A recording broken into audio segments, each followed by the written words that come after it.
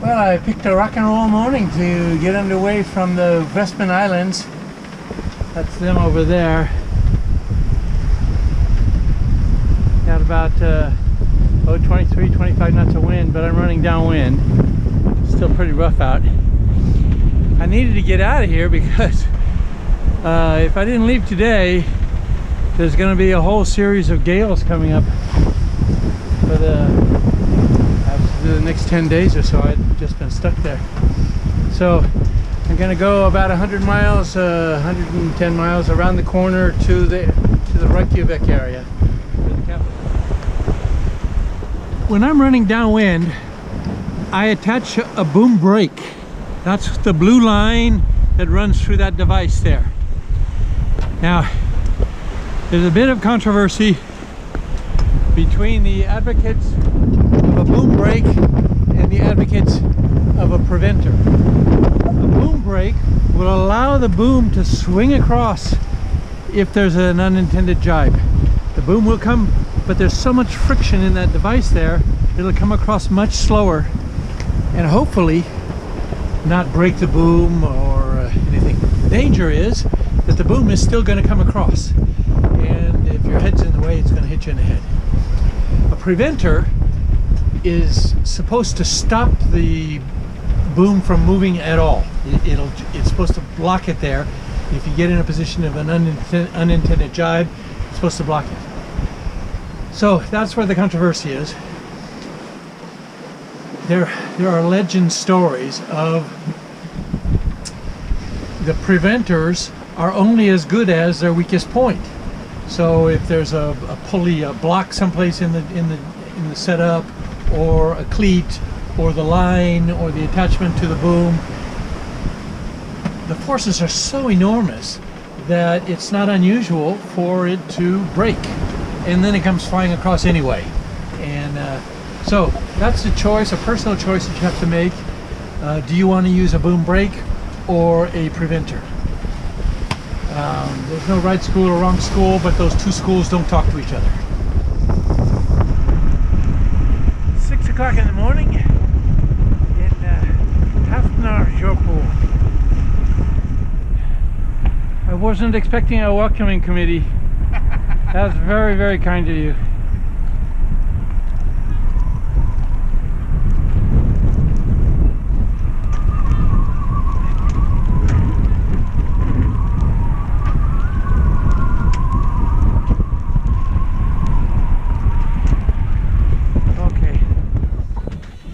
In episode 13, I showed the reason why I had an engine failure due to a blockage in the fuel line. And to fix that, part of the solution was to install some Reykjavik filters, but what I also did was install these pre-filters. One is before the valve, and the other is the shutoff valve, and the other is after the shutoff valve. You don't really need two. One would suffice. These pre-filter strainers, and I just decided to change one of them because it started to look a little corroded. So this is, you can see the crud in there. That's after almost 2 years, not quite 2 years of operations. So you can see there's some black stuff in there, the crud that grows in diesel tanks. So the pre-strainer served its function. Now I'm hoping that had that gone through the line, that the Reykjavik filter would have caught it. But, you know, this is just a double insurance policy. Okay, my first passage after arriving in Iceland was a 120-mile journey around the southwest corner of Iceland. So you can see the island a little better. 120 miles around the southwest corner to very close to the capital, in the name of a small port, Isafjordur. I'll write that down so that you can see it a little better. Which is only 5 or 8 miles away from the capital, which is right over here, Reykjavik. So that's the next step, and from there I will head north. Begin the journey to the north.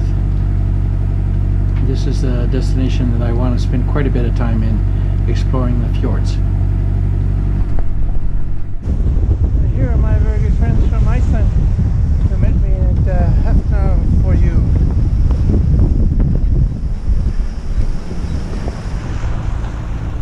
22 knots of wind on arrival at Akranes. It's always an adventure. The harbor walls give a bit of protection. That's good news.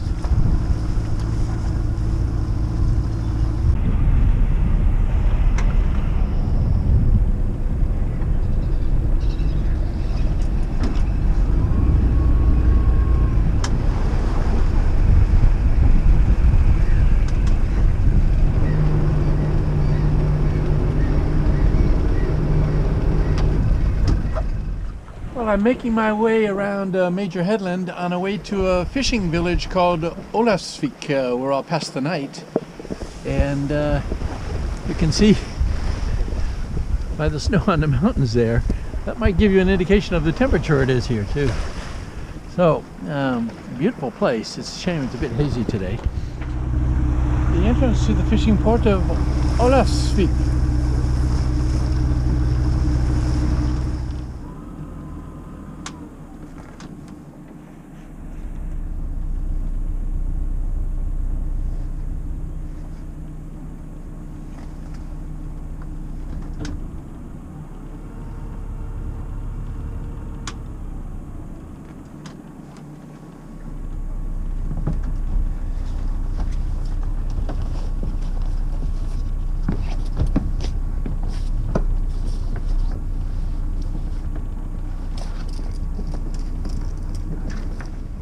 This is why marinas designed for fishing boats will always be a bit of a challenge for a bit of an issue for yachts. You can see there's 4 meters of tide here, and you're right up and down. Tires aren't really an issue in themselves, and the black marks, if you use something like Savon Noir, soap, it washes right off. This is what my concern is. No matter how, because you have to leave so much slack in the line, the boats can always move forward a bit, and I'm always concerned that a stanchion gets caught inside of one of the tires. So that's why last night I got up every 2 hours to check my lines, and you have to keep some tightened that I loosen and tighten periodically, and others that are loose all the time. Last year I put a board out, and in fact I have the board with me. It's that below the life ring there. It's that board. I brought that board with me last year and I used it several times, but it doesn't work well on tires because the corner gets stuck inside the tire. So this year I have, you can't really see them very well, I have all my fenders out, but the fenders don't work very well either, because they get stuck in the tires. This morning I spent half an hour trying to wedge one out, and the wind is pushing me up against here. So I have no magic solution. Tires and yachts. If any of you have a great solution on how to avoid this problem here, I'm afraid the stanchion is going to break or get pushed into the tires. If any of you have a solution for that, let me know. I have been in Iceland now for about 10 days, and I haven't had a single day where there was less than 25 knots of wind. And I don't know if we'll be able to see it now, but I'm in a marina now, Olafsvik, and I just saw 47 knots of wind.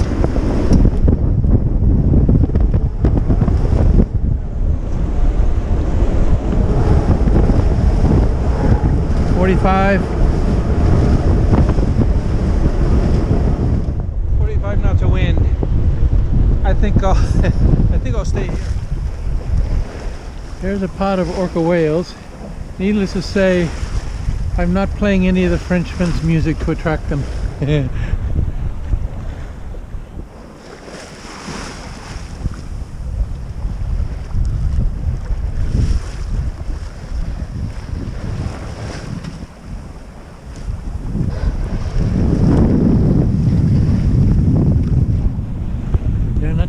tonight, that's for sure.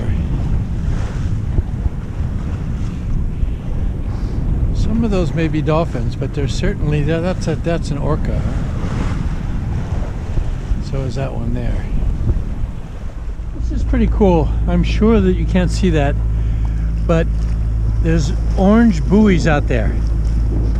Might just barely be able to make them out. Those have an AIS marker on them.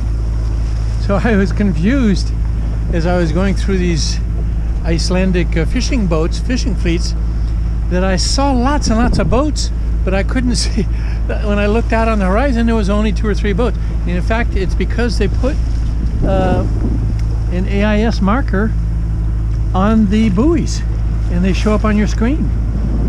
That's a pretty cool idea. Last night at midnight, Isabel and I pulled into this quiet fishing harbor. It's actually not quiet, it's quite busy. In fact, many of the fishermen have gone out already. And this is up a fjord. You can see the far side of the fjord over there. This is the entrance to it. And you won't believe this, but this is called, and I'm serious, this is called Patrick's Fjord Harbor in Icelandic. Those are salmon aquaculture farms out in the fjord. Fish industry. They weren't marked on my Navionics chart, but they were flashing bright yellow when I came in last night. I wondered what they were, but there wasn't any danger. And Isabel is over in the marina. My little camera won't show it very well, but there along the walls of these fjords, there are just tens of thousands of birds that live in the cliffs there. It's just fantastic.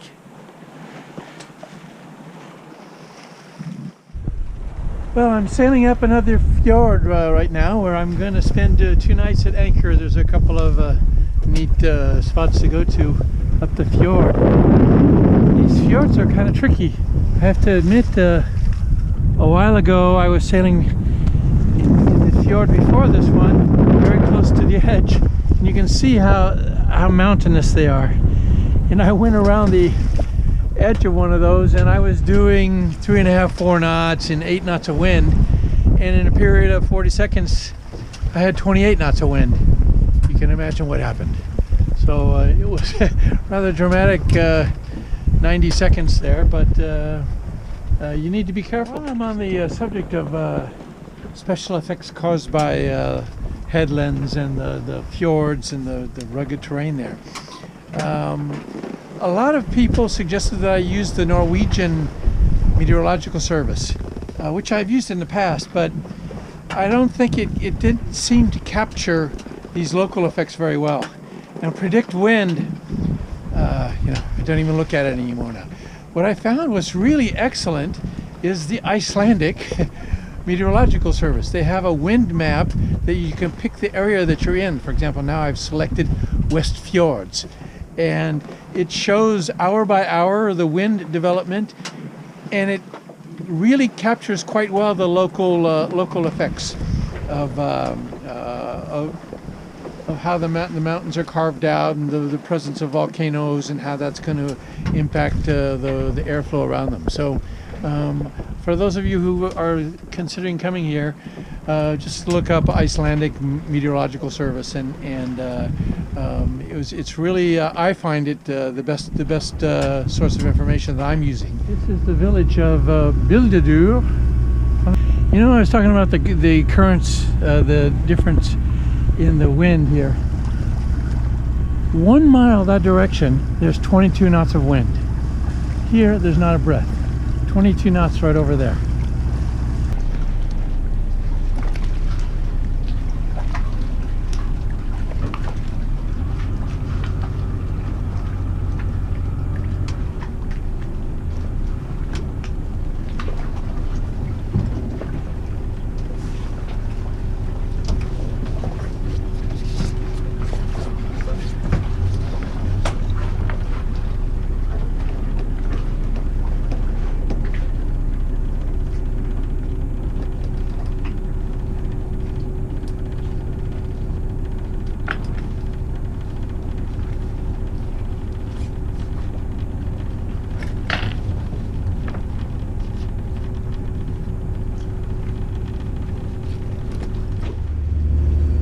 tie up to an empty pier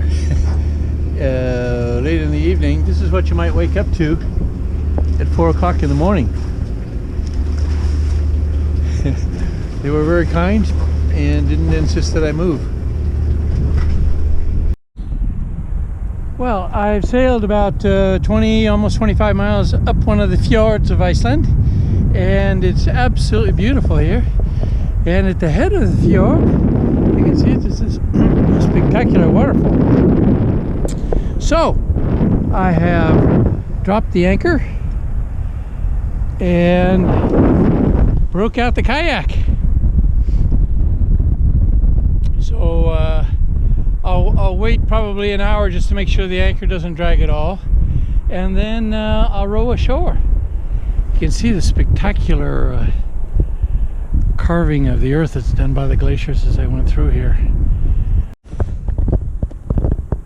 And there's my Isabel. She looks a little beat up, a bit scuffed up there. All that black mark on the sides there are from rubbing up against tires. And you can see I've got the swim platform down. Well, my anchor started dragging, and well, it was no big deal, but so I got back to the boat, and this is what they warn you about. You see that big mass of kelp? The guidebooks all say be careful in anchoring because there's lots of kelp here. Here's a little better shot of the kelp that was attached to the anchor. I gotta figure out how to get that off.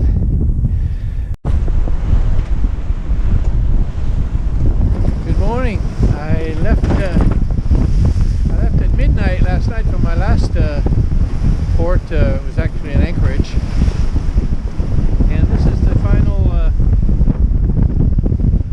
turn into the next fjord that leads to a place called Isafjordur. So behind me is the town of Isafjordur. I'm sure that's not how it's pronounced, but something like that. And that's the administrative capital of these western fjords.